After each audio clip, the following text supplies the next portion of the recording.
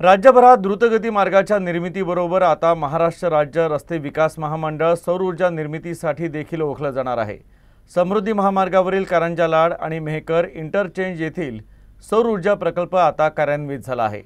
सौर ऊर्जा निर्मितीमुळे समृद्धी महामार्ग हा देशातील पहिलाच पथदर्शी प्रकल्प ठरला आहे।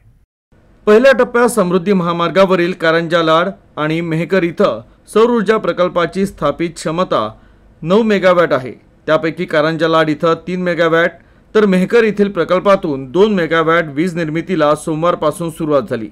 या महामार्गावर सौर ऊर्जेच्या निर्मिती प्रकल्पाला आता गती मिळणार आहे।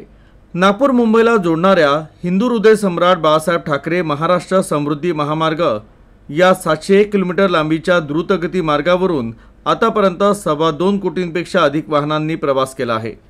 समृद्धी महामार्गाच्या आखणीपासूनच वेगवान प्रवासाबरोबरच सौर ऊर्जा निर्मितीचं उद्दिष्ट महामंडळानं आखलं होतं।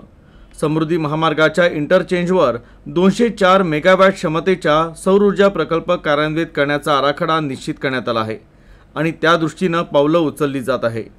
पहिल्या टप्प्यात समृद्धी महामार्गावरील कारंजा लाड आणि मेहकर इथं सौर ऊर्जा प्रकल्पाची सुरुवात करण्यात आली। या सौर ऊर्जा निर्मितीच्या माध्यमातून महामंडळाला पथकर व्यतिरिक्त उत्पन्नाचा नवा स्रोत उपलब्ध झाला आहे। महाराष्ट्र राज्य रस्ते विकास महामंडळाची विशेष उद्देश वाहन कंपनी महासमृद्धी रिन्युएबल एनर्जी लिमिटेड आणि महावितरण यांच्या दरम्यान 2022 मध्ये करार झाला होता। यानुसार विजेची विक्री करण्यात येणार आहे। केवळ समृद्धी महामार्गच नाही तर आता इतर प्रस्तावित महामार्गाच्या इंटरचेंजवर सौर ऊर्जा प्रकल्प राबवण्याचा विचार आहे। सौर ऊर्जा निर्मितीच्या माध्यमातून कार्बन क्रेडिट देखील महामंडळाच्या खात्यात जमा होणार आहे।